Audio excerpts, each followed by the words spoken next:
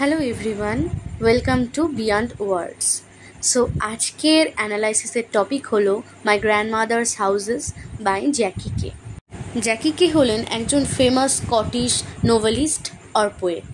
তিনি জন্মেছিলেন 1961 9th November ইউকের এডিনবার্গে। তার লেখা মাই গ্র্যান্ডমাদার্স হাউসেস তার বেস্ট ওয়ার্কের মধ্যে একটা।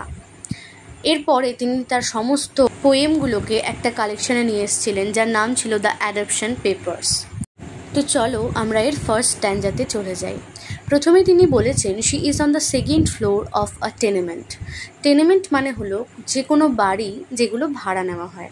এর মানে হলো গ্র্যান্ডমাদার যে বাড়িটি ভাড়া নিয়েছিলেন তার সেকেন্ড ফ্লোরে তিনি থাকতেন। From her front room window you can see the cemetery. তার মানে যেই ঘরে তিনি থাকতেন সেই ঘরের সামনের জানলা দিয়ে তুমি একটা কবরস্থান দেখতে পাবে। Her bedroom is my favourite. Kabir কাছে তার ঠাকুমার শোবার ঘর ছিল সব থেকে প্রিয়। Newspapers dating back to the war covering every present she is ever got since the war. তার মানে হচ্ছে যুদ্ধের সময় থেকে যতগুলো নিউজ পেপার তিনি পেয়েছেন সবকটাই সেখানে জমে রয়েছে। What's the point? আসল পয়েন্টটি কি? In buying her anything my mother moans. তাকে কোনো নতুন জিনিস কিনে দেওয়ার পরে আমার মা গুঙিয়ে উঠতেন। তারপরে বলা হয়েছে ডাজ সি ইউজ ইট? তিনি কি এটা ব্যবহার করেন? Does she even look at it? তিনি কি এটার দিকে আদৌ ঘুরে তাকান? I spent hours unwrapping and wrapping endless tablecloths, napkins, perfume, bath salts, stories of things I can't understand. Words like conscientious objector. তার মানে সেই সময় থেকে এখনো পর্যন্ত যতগুলো অনুষ্ঠান হয়েছে সবেতে পাওয়া গিফটগুলোও এখনো খোলা হয়নি। সেগুলোকে আনর্যাপ করতে করতে কবির ঘন্টার পর ঘন্টা কেটে যায়। তার মধ্যে রয়েছে tablecloth, napkin, perfume, bath salt, যেগুলোর গল্প আদৌ কবি জানেন না বা বুঝতে পারেন না, যেগুলোর মানে কোনো বিবেকবান আপত্তিকরদের মতো সে বুঝতেও পারেন না। At night I climb over all the newspaper parcels to get to bed. রাতের বেলায় আমাকে বিছানায় উঠতে গেলে সমস্ত নিউজ পেপারের পার্সেলের ওপর দিয়ে উঠতে হয়। Harder than the schools obstacle course. যেগুলো কিনা তার কাছে স্কুলের যে প্রতিবন্ধক খেলাগুলো তার থেকে অনেক বেশি কঠিন মনে হয়েছে। In her bed all the print merges together. এর মানে হচ্ছে তিনি তার বিছানায় বসে কিছু একটা পড়তে চাইছেন, কিন্তু বয়সের ভারে তার দৃষ্টিশক্তি কমজোর হয়ে যাওয়ায় তিনি সেটা দেখতে পাচ্ছেন না। সমস্ত অক্ষরগুলোই একসাথে মিশে ঝাপসা হয়ে যাচ্ছে। When she gets the letter she is hopping mad. যখন তিনি সেই চিঠিটা পান তিনি পাগলের মতন ছুটে বেড়াচ্ছেন। What does she want with anything modern? তিনি আধুনিক কী বা চাইতে পারেন? এ শাইনি নিউ পিন, একটা চকচকে নতুন পিন। Hair is home. না, এখানেই হলো হোম। এর মানে তিনি বোঝাতে চাইছেন যে কোনো নতুন কোনো মডার্ন পিন বা এরকম ছোটোখাটো জিনিসের প্রতি তিনি আগ্রহী নন। তিনি আগ্রহী নিজের একটা বাড়ির প্রতি। The sideboard solid as a coffin. তাদের বাড়িতে জিনিসপত্র রাখার যে স্টোরেজ বক্সটা ছিল সেটাকে বলা হয় সাইডবোর্ড। সেটা নাকি কফিনের মতো একদম সরু ছিল। The news agents next door which sales.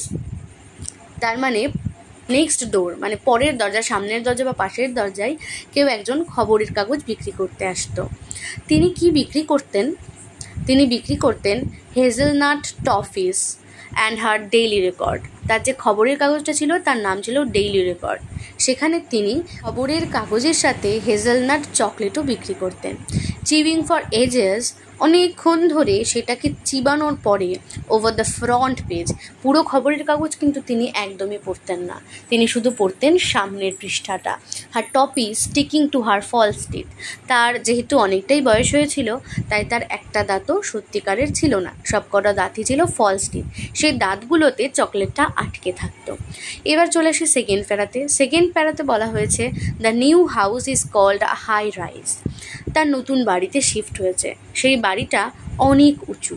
I play in the lift all the way up to 24। এর মানে বোঝানো হয়েছে যে বাড়িটা ছিল 24 তলা। এর প্রত্যেকটা লিফটে কবি খেলা করে বেড়াতেন। Once I get stuck for a whole hour. 1 ঘন্টার জন্য তিনি একবার সেখানে আটকেও গিয়েছিলেন। From her window you see noisy kids playing hotchpotch or home. এইবার তার জানলা থেকে তোমরা দেখতে পাবে চিৎকার চেঁচামেচি করা ছেলে মেয়েরা হচপচ বা ঘর ঘর খেলছে।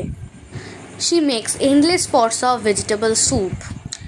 এখন তাদের অবস্থা একটু ভালো, ইকোনমিক্যালি তারা একটু রাইজ হয়েছে, এর জন্যই তারা এত উঁচু একটা বাড়িতে থাকে। এখন তাদের খাবারের কোনো অভাব নেই, তাই তারা একদম অনেক পরিমাণে ভেজিটেবল স্যুপ বানাতো। A bit of hotch floating inside like a fish. তার মানে এর মাঝে মাঝে থাকে একটু অ্যালকোহলিক ড্রিঙ্ক, যেগুলো কিনা মাছের মতো ভেসে ভেসে বেড়ায়। Till finally she gets to like the hot running water in her own bathroom. তারপরে শেষ পর্যন্ত তার নিজের বাথরুমে উষ্ণ গরম জলে স্নান করাটাও পছন্দ হলো। The wall to wall foam backed carpet, সেই দেয়ালগুলো যেগুলো ছিল একদম ফ্যানার মতো আটকানো কার্পেট দেওয়া। The parcels locked in her air Raid shelter, sunset যেগুলোর মধ্যে বাতাস ঢুকতে পারতো না সেইগুলোর মধ্যে তার পার্সেলগুলো এখন থাকতো। But she still doesn't settle down, কিন্তু তবুও তিনি সেটেল ডাউন করতে পারলেন না। Even at 70 she cleans people's houses for 10 bob and goes to church on Sundays. তার 70 বছর বয়সেও তিনি মানুষের বাড়িতে ঘর পরিষ্কার করতেন 10টা ববের পরিবর্তে, এবং প্রত্যেকটা রবিবার চার্চে যেতেন।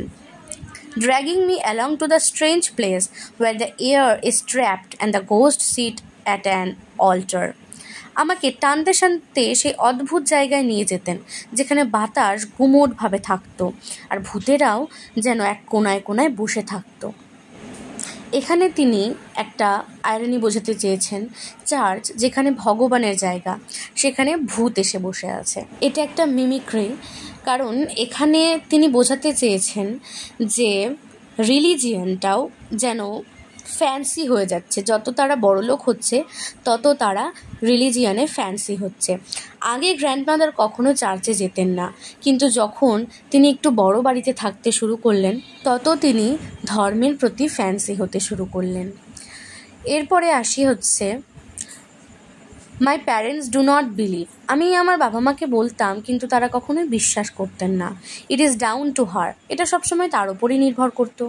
এ কাপল অফ প্রেয়ার্স, কয়েকটা প্রার্থনা হতো। এ হাইম অর টু, একটা বা দুটো ধর্মীয় সঙ্গীত হতো। 3 penny bit in the collection hat, যেখানে কালেকশন হতো সেই টুপিটার মধ্যে 3টে পেনি জমা হতো। এর মানে তিনি বোঝাতে চেয়েছেন যে ধর্ম একটা ব্যবসা, কারণ কয়েকটা প্রার্থনা সঙ্গীত বা কয়েকটা ধর্মীয় সঙ্গীত গানের মাধ্যমে 3টে পেনি জোগাড় হয়ে গিয়েছিল। এর পরের পার্টটা আসে a folk of woman in coat and fuchsia hats flapping over me like missionaries. সেই চার্চে কয়েকজন মহিলা আসতেন যারা কোট পরে আসতেন এবং একদম নরম তুলতুলে টুপিও পরে আসতেন, যারা আমার দিকে তাকিয়ে থাকতো যেন তারা কোনো একটা অভিযান থেকে এসছে। আমি একবারই বললাম যে ধর্মটা ফ্যান্সির মতো তিনি দেখেছেন, তাই এখানে যেন সবাই খুব সুন্দর সেজে আসার চেষ্টা করতো। অ্যান্ড দ্যাট ইজ দ্যাট, আর এইটুকুই। Until the next time god গ্র্যাবস me in Glasgow with grain. যতক্ষণ না পর্যন্ত ভগবান পরের বার আমাকে গ্লাসগোতে নিয়ে যাচ্ছেন গ্র্যানির সাথে। 3rd স্ট্যান্ডাতে আসি। এখানে বোঝাচ্ছে by the time I am 7 we are almost the same height. আমার 7 বছর বয়স হওয়ার সাথে সাথেই আমি প্রায় তার সমান উচ্চতার হয়ে গিয়েছিলাম। শি স্টিল ওয়ার্কস ফাস্টার, কিন্তু তিনি তখনও আমার থেকে জোরেই হাঁটতেন। Rushing me down the high street, আমাকে সেই হাই রোডে রীতিমতো দৌড় করাতেন। Till we get to her cleaning house, যতক্ষণ না আমরা তার পরিষ্কার করার বাড়িতে চলে যাই। দ্য হল ইজ হিউজ, যে হলটা তিনি পরিষ্কার করতেন সেটা ছিল অনেক বড়। Rooms lead off like an octopus's arms, সেই ঘরগুলো এমনভাবে ছড়িয়ে থাকতো যেন এক একটা অক্টোপাসের হাত। I sit in a room with a grand piano top open, আমি যে ঘরটাতে বসতাম সেখানে একটা অনেক বড় পিয়ানো ছিল যার ওপরটা ছিল খোলা। এ one-winged creature raised my grand polishes for hours. এইটাই হলো সেই ক্রিয়েচার যেটা আমার গ্র্যান্ডমাদার ঘন্টার পর ঘন্টা ধরে পরিষ্কার করতেন। Finally bored I start to pick some notes. তারপর আমি একটু বিরক্ত হয়ে কিছু নোটস তুলতে যেতাম। Oh can you wash a sailor shirt, oh you can wash or clean, till my grand comes running duster in hand. হঠাৎ করে তিনি এসে বলতেন, এই নাবিকের শার্টটা কি তোমরা পরিষ্কার করতে পারো বা ধুয়ে দিতে পারো, যতক্ষণ না আমার ঠাকুমা ডাস্টার হাতে নিয়ে দৌড়ে আসতেন। I told you don't touch anything. তিনি আমাকে বকে বলতেন, আমি তোমাকে বলেছিলাম না কিচ্ছু ধরবে না। The woman comes too. মহিলাটিও একসাথেই আসতেন। The posh one all smiles that make goose pimples run off my arms. সেই হাসি দেখে আমার গোটা শরীরে, আমার হাতে যেন কাঁটা দিয়ে উঠেছিল। Would you like to sing me a song? তিনি হঠাৎই আমাকে বলে উঠেছিলেন, তুমি কি আমায় একটা গান শোনাবে? Someone's crying my Lord Kumbaya. Lord Kumbaya হলো প্রাচীন আফ্রিকান বা আমেরিকান ধর্মীয় সঙ্গীত। সো সেই লর্ড কুম্বায়ার গানে তিনি শুনতে চেয়েছিলেন। লাভলি সি সেজ, তিনি বলেছিলেন খুব সুন্দর। এরপরেই তিনি বলেন, beautiful child, skin the colour of cafe lait. Jackie কে আসলেই ছিলেন একজন ইন্ডিয়ান, তাই তার গায়ের রং ছিল ইন্ডিয়ানদের মতো বাদামি কালার। সেই মহিলা তাকে একটু ব্যঙ্গাত্মক সুরেই বলেন, খুব সুন্দর মেয়ে, যেন কফির মতো কালার। গ্র্যান্ডমা সেরকম কিছু বুঝতে পারেন না, বলেন, cafe what? Hope she is not being any bother. আশা করি ও আপনাকে কোনো বিরক্ত করেনি। Not at all, not at all, you just get back to your work. একদমই না, তুমি যাও তোমার কাজ করো। On the way to her high rise I see her like the hunchback of Notre Dame. এখানে তিনি একটা বিখ্যাত উপন্যাসের কথা বলেন, ভিক্টর হুগোর, যেখানে হাঞ্চব্যাক থাকে একটা চরিত্রের। ঠাকুমার যেহেতু বয়স হয়েছিল, তারও কুঁজ হয়েছিল, এই ঠাকুমাকে তিনি সেই চরিত্রের সাথে তুলনা করেছেন। এভরি টাইম আই ক্রাউচ, যতবারই আমি ঝুঁকে বসতাম বা নিচু হতাম, over a comic she slaps me, তিনি একটু মজা করেই আমাকে একটা করে চড় মারতেন। সিট আপ স্ট্রেট, সোজা হয়ে বসো।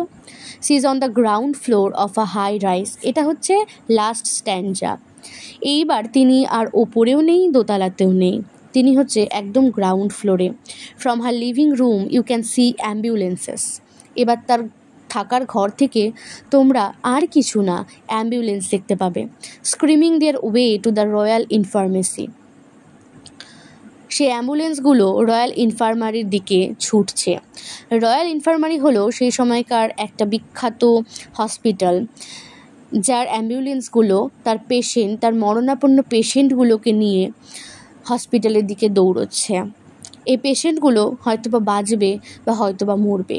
তাই গ্র্যান্ডমা বলছেন এটাই হলো তার শেষ সময়, যে সময় তাকে মৃত্যুকে পর্যবেক্ষণ করতে হচ্ছে। পোয়েমটির মধ্য দিয়ে পোয়েট ভীষণ সুন্দরভাবে একটা মানুষের আর্থিক ওঠানামাকে তুলে ধরেছেন, যেটা মানুষের খাদ্যাভ্যাস, মানুষের ডিজায়ারকে পরিবর্তন করে দেয়। So this is for today. Thank you so much. Follow for more.